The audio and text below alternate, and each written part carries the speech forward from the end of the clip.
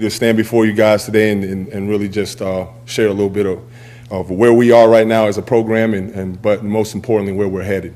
The first order of business, I think, is to tell you a little bit about our team and kind of where we are right now. This morning we got some news. One of our starting corners, Artie Burns' mom passed away this morning. Obviously it hit our team and our kids pretty hard. She's always been awesome with all of our guys. She's opened our home and fed a lot of our kids from out of state and different places like that. She's had several of them at her home at a time. So it obviously impacted them in consideration for Artie, and it impacted all of us, as Artie is a very important piece to our program here. And what his mom's done for us and our family, she really became a part of the Hurricane family. So our prayers and our thoughts go out to him and his family. So, you take that and you put it on top of the last 4 days, which has been kind of rough for our program and for our young people, which at the end of the day, for all of us, that's all that it's about. It's the young men in this program. And I kind of challenged the coaches when we got this whole thing started, and I was given the title of head coach, that to really tap into some of the reasons why you choose to be a coach, because that's what it's going to take right now. It's going to be far more than the X's and the O's and getting things from a standpoint corrected football-wise. It's going to be about being able to mentor and reach these young men and help them and guide them through a rough period in their lives. Anytime you have a person, come into your home and recruit you, bring you in, offer you an opportunity at a great education here at the University of Miami, and to put you around really good people that are going to help develop you not only on the field but in the classroom, and to have that, to have a change in that area. Of course, it's rough. They're young people. They're young men. They have attachments. They get attached to people. They get attached to the things that they need and feel like they're getting on a daily basis from people who are trying to impact their lives. So obviously that was tough. So that's what we've been dealing with over the last 4 days. And the thing about it is we don't want to get too far away from the human element of what that's all about. We can skip right straight to fixing the problems and fixing the issues in football, which obviously we have to get to with having Duke here on Saturday night. But first we needed to make sure we reach them on that level and make sure we get them back in the boat and get them back all in and try to get their mindsets back focused into winning football games. But a part of that is reaching the person first. If you don't reach the person first and you don't have the player, obviously all that stuff is for naught. So that's been our challenge. That's what we've been attacking. I was very pleased with the way the guys came in this morning. We knew it was going to be hard because we delivered the news to them in a team meeting this morning right before we got into the football part of it. So obviously there was another range of emotions. And the last 2 times we sat in that room all together, it's been a very emotional time. So, but I was pleased with the way that they proceeded about the business of going to meetings.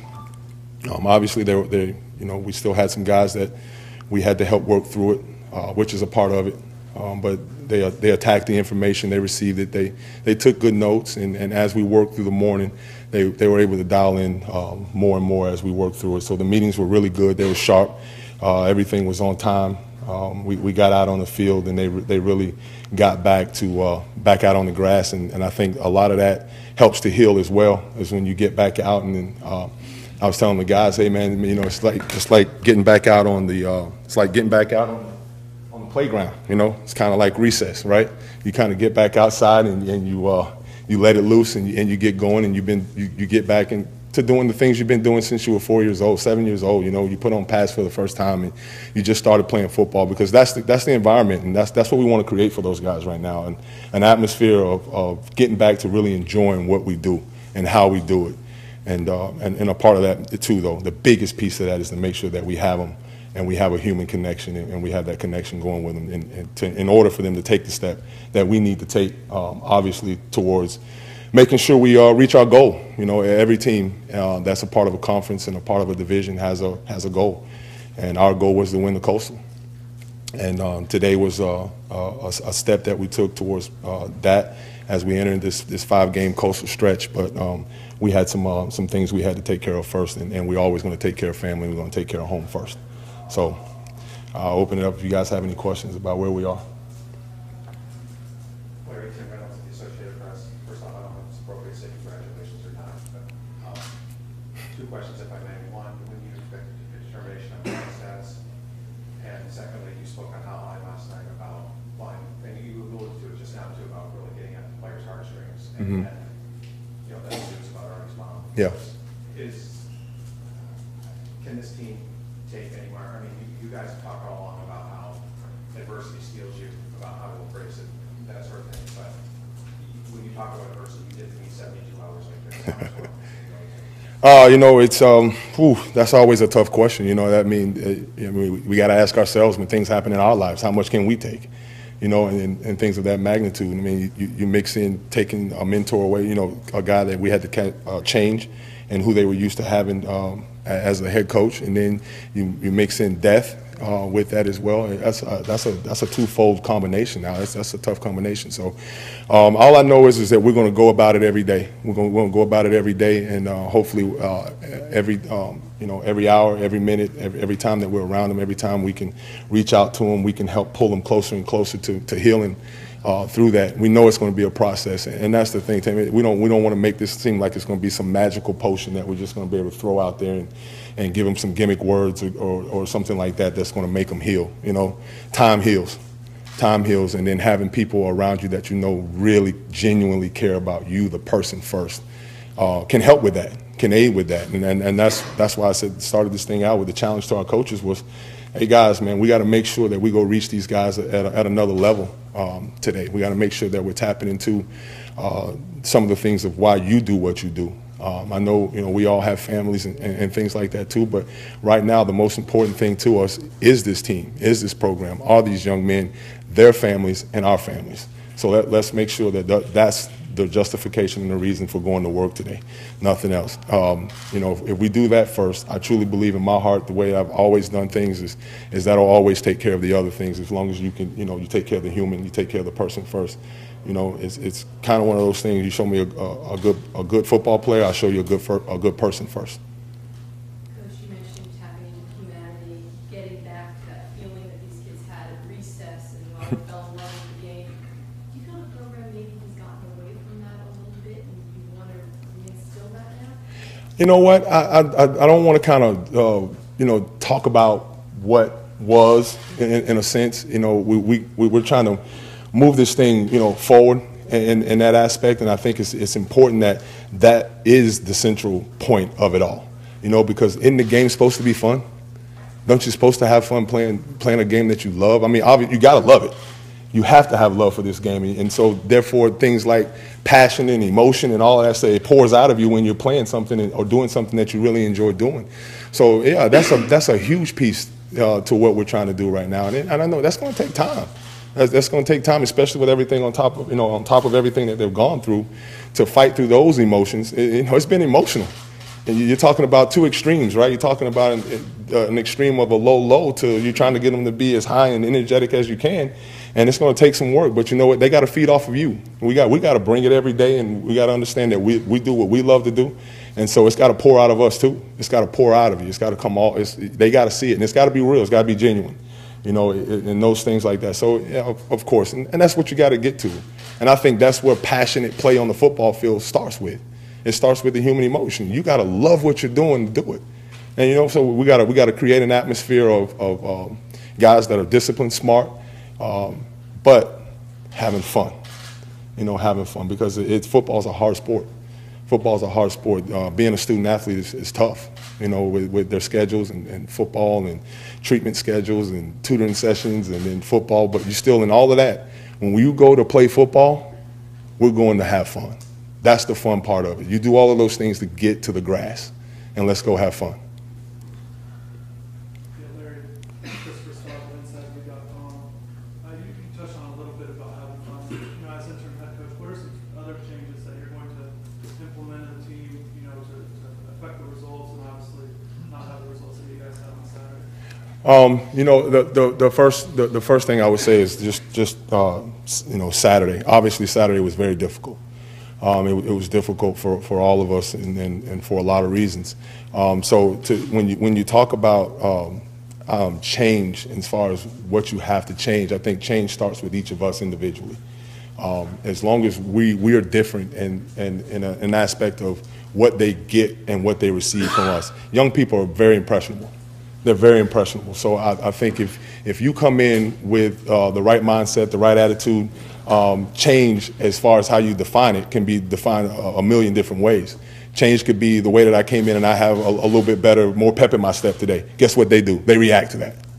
You know, change could be I walk in and I'm pounding the desk and I'm gritty, and a lot of them are sitting in there going, man, what is wrong with him?